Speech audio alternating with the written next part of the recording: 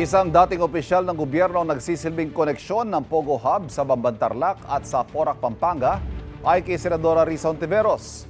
Kasunod ng pagsalakay sa dalawang nasabing Pogo Hub, sinimulan ng targetin ng mga otoridad ang mga scam farm na posibleng nasa maliliit na gusali tulad ng mga bahay, condominium at apartment. Mayon ang balita si Jonathan Andan. Kasunod ng paggalugad sa napakalawak na Pogo Hub sa Porac, target ngayon ng mga otoridad sa Pampanga ang paghahanap sa umunoy nagsulputang mga scam farm.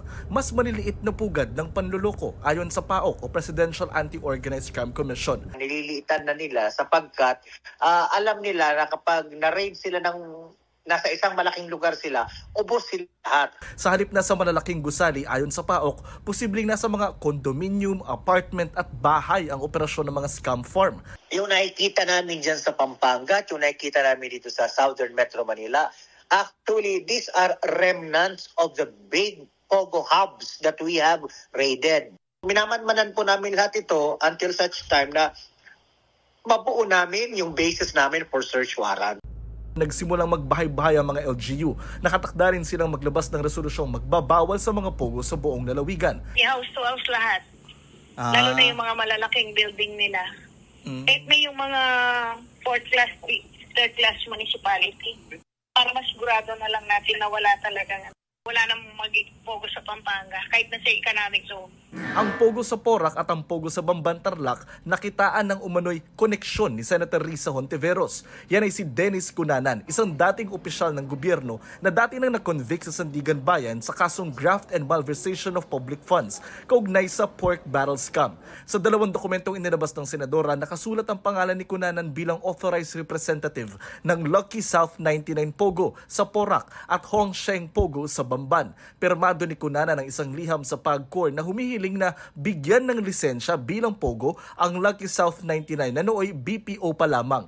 2020 ang petsa ng dalawang liham. Kasagsagan ng pandemya, sabi ni Hontiveros, nasangkot si Cunanan sa isa sa pinakamalaking korupsyon scandal sa Pilipinas.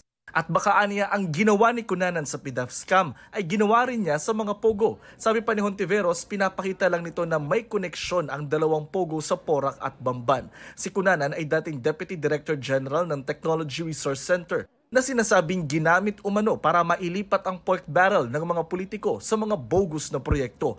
Iimbitahan daw ng senador si Cunanan sa susunod na pagdinig ng Senado para malinawan ang papel nito sa mga Pogo. Ayon sa PAOK, nasa matrix nila ng illegal na Pogo si Cunanan na iniimbestigahan na raw nila ngayon. Sabi ni Cunanan sa pahayag na binigay niya sa GMA Integrated News, malinis ang kanyang konsensya at handa siya makipagtulungan sa mga otoridad para matigil ang illegal na gawain ng ilang Pogo. Kinontrata raw sila bilang independent consultant ng dalawang kumpanya para makapagparehistro bilang Pogo at lahat daw dumaan sa legal na proseso. Paglilinaw ni Cunanan, hindi sila bahagi ng pagpapatakbo at mga gawain ng dalawang Pogo. Limitado lang daw ang papel ng kanilang consultancy firm sa pagpaparehistro ng dalawang kumpanya. Hindi na raw sila konektado sa dalawang Pogo ngayon.